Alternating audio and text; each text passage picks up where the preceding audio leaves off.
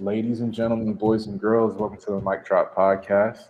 You know what I'm saying? We got an open mic. We got a special guest here, Timeline. Say what's up to the people, bro. What's up, guys?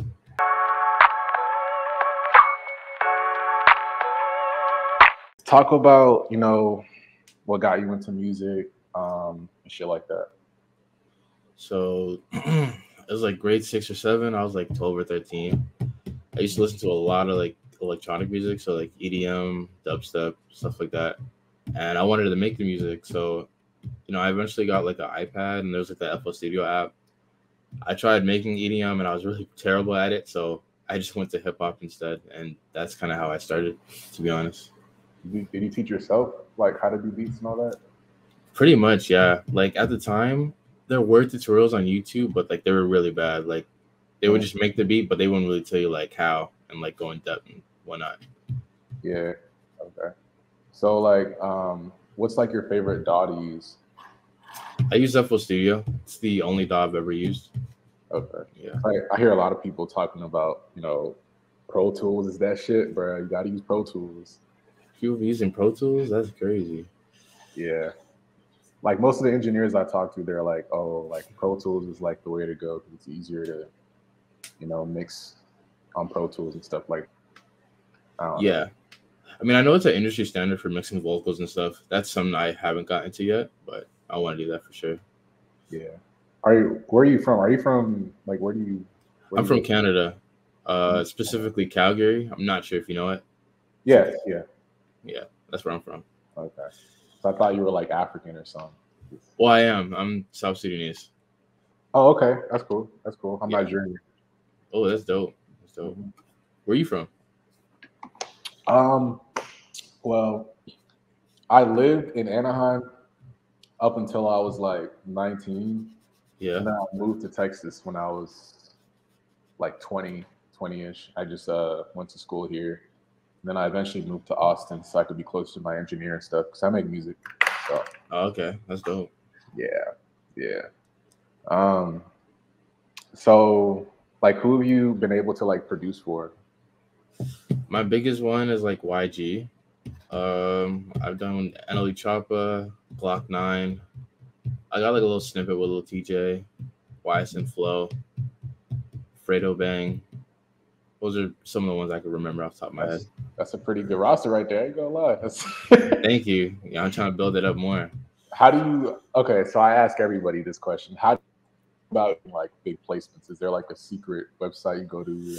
I think it's different for I think nowadays you just got a network. But that wasn't the case for me though. Like obviously I got a YouTube channel, so that's how I was able to like just generate like my whole fan base and like get a lot of views. So a lot of my placements just came from like my beats blowing up on YouTube. Okay. So yeah. And how many subs do you have on YouTube? I'm at 104K right now. Oh shit. Okay. Yeah. Big deal. Like what's like so do you make like type beats? Pretty much, yeah. What are like your favorite type beats to do? I like making any type of beat. I like to do ones that are like kind of trending. Like I was kind of like on the Lil Baby type beat wave, but that's kind of dying down a little bit. Yeah. Now I'm just kind of doing a little bit more diverse shit. Yeah. What'd you think about Lil Baby's album? I thought it was great. I thought it was good, but it wasn't better than My Turn. It's kind of hard to top that album. Yeah. But I still thought it was a good project. Yeah. Okay.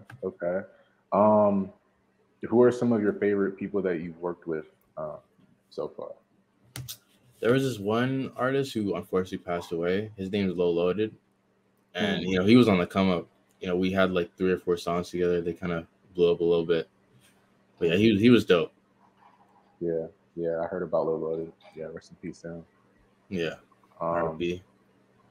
So like do you like usually book sessions for people? Like if you need beats, or do you just kind of do everything remotely? Yeah, honestly, just remotely. Like I don't really get out the house that much. I don't really go to much studio sessions. Like I just do everything online, sending packs and whatnot. So would you say that that's like the best way to kind of network is just sending like loops and beat packs to people? Yeah, honestly, like you don't really have to. Like, it's good to obviously get yourself involved in a studio session, but it's not necessary. Like, you can do everything out your room, to be honest. Mm, okay. Okay. Um, do you have like anyone that kind of like manages you or? Yeah, I got a little management group, some guys from Toronto. Okay. Okay. Um, so like, what are like some of your pet peeves when a person needs a beat made? Like, what are some things that kind of like piss you off or demotivate you to make beats? That's a great question. Pet peeves. Uh, Maybe Like them some of telling the. you like what to do and like, I was just gonna say that I think some artists like obviously they're not music producers, so they don't understand like how making beats works and the technical skill of it. So they might say like, "Oh, can you do this or make that?" when it might not really be sound. If that makes sense, like mhm, just like their lack of music knowledge just kind of makes it hard to actually make that change. mhm. Yeah, I agree. Um, what how important is getting credits for songs that you produced? Like how important is that to you? To me, it's very important because it shows that you have credibility. It shows that like, hey, you got good beats. You were able to work with these guys. Like, I could trust you.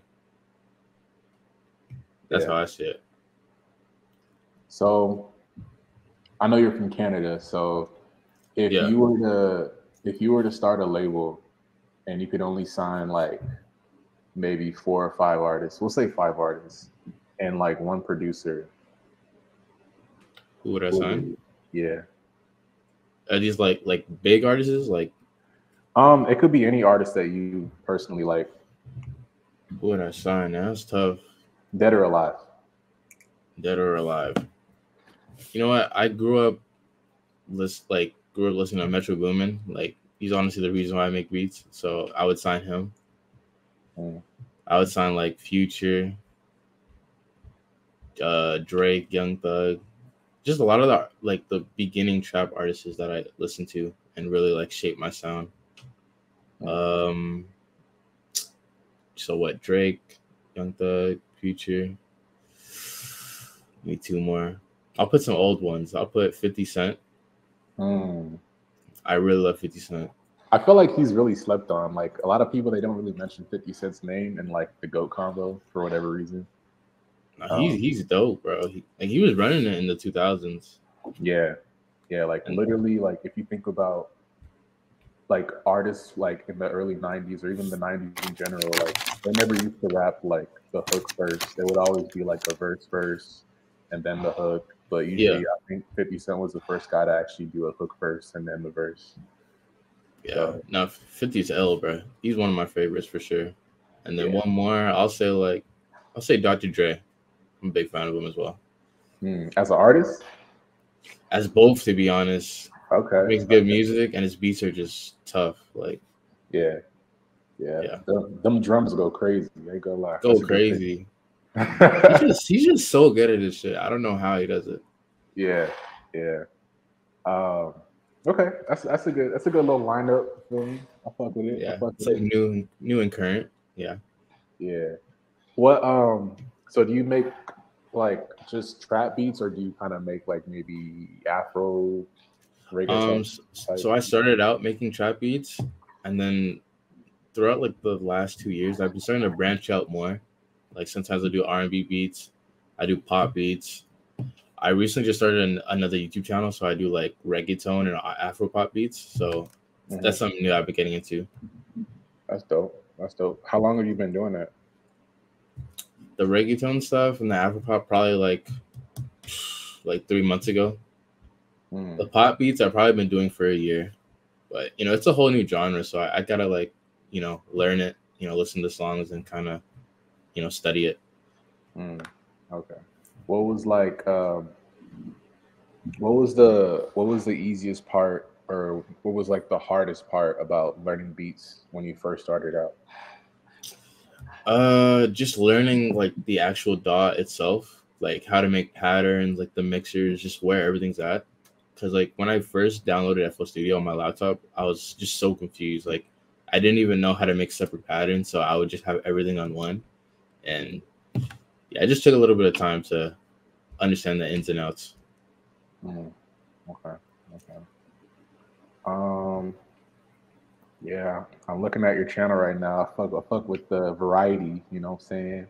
Yeah, it's a lot of different stuff. Yeah, you got Pooh Shiesty, Gucci Mane type beats. You know what I'm saying? You got the Kid Leroy. You know Kid Leroy, yeah. Yeah, I fuck with it. I'm gonna check it out. Thanks. Yeah, go ahead. Since you're a producer, who are like your biggest inspirations besides Metro Boomin as far as like producers? Damn, that's a great question. Besides Metro, I'd say like some EDM producers like Hardwell, Martin Garrix. My introduction to trap music was like 21 Savage and Future, so those guys. Honestly, ATL in general. I would say yeah, maybe a little bit of like the older rappers like NWA and Tupac, like slightly, just a little bit. Okay. Do you like any like Internet Money producers? Yeah, what's his name? Nick Myra. He's goated, bro. Yeah, He's goated. Definitely. I mean, those are pretty much all the questions I had. Shit. Who are some artists from Calgary that you feel like are kind of slept on that should get more recognition? Man, we got a couple. It's got this guy named Kayam. He's kind of like a pop artist. He's pretty good. This guy named Cam Prada. He's like a mix, like pop artist and rapper. Who else? We got some two Cloud, Fazame. We got a lot of guys in the city that. Well, we're not a big music city right now, but I do believe in the next 5 to 10 years, like, you know, we will have, you know, we'll stand up for our music. Is Calgary like a big city known for music, or is it like Toronto? Not as like it's not as much. Like Toronto's obviously a lot bigger for the music, but it's decent though, in my opinion. Okay. Shit, what do you have planned for the future? Like any new songs you got, lined up for maybe next year? Any goals you got? I don't have any produced songs coming out that I know of yet, but next year I do want to start traveling more and getting myself involved in more studio sessions. You know, I want to go to LA. I'm signed to like a small pub deal in like Miami, so I haven't been able to go there recently, but I want to start going there more. I really want to start landing some reggaeton placements. You know, I've been getting tired of hip hop lately. Like, I feel like especially this year, it's been really saturated. And I just want to branch out to, new markets. Yeah, it's definitely been saturated. It's a lot of saturated. Like, out of all the projects that dropped this year, like, maybe a Metro's my favorite. But I haven't really heard a solid, like an amazing project, Yeah. Did you like 21 Savages and Drake's? Nah, I did not. Like, why did you like it? It's crazy because like I'm a huge like Drake fan and everything he drops I think is fire, but like this album, like I really thought it was like mid, to be honest. It just wasn't hard hitting. At least it wasn't what I expected, Like what were you expecting when you heard that they were making an album? So when Drake dropped his earlier like house mixtape, what's it called? Honestly, never mind. The one song that they had together, Jimmy Cooks or whatever. I was expecting an album like full of those songs, like just 20 Jimmy Cooks, and it just wasn't as hard as I thought. There were a couple songs I added to my playlist, but like, I just didn't really like the whole thing. What were like some of your favorite songs? On Bullshit is really good. Yeah. Major song. Distribution. Broke Boys is nice. You didn't like Rich Flex?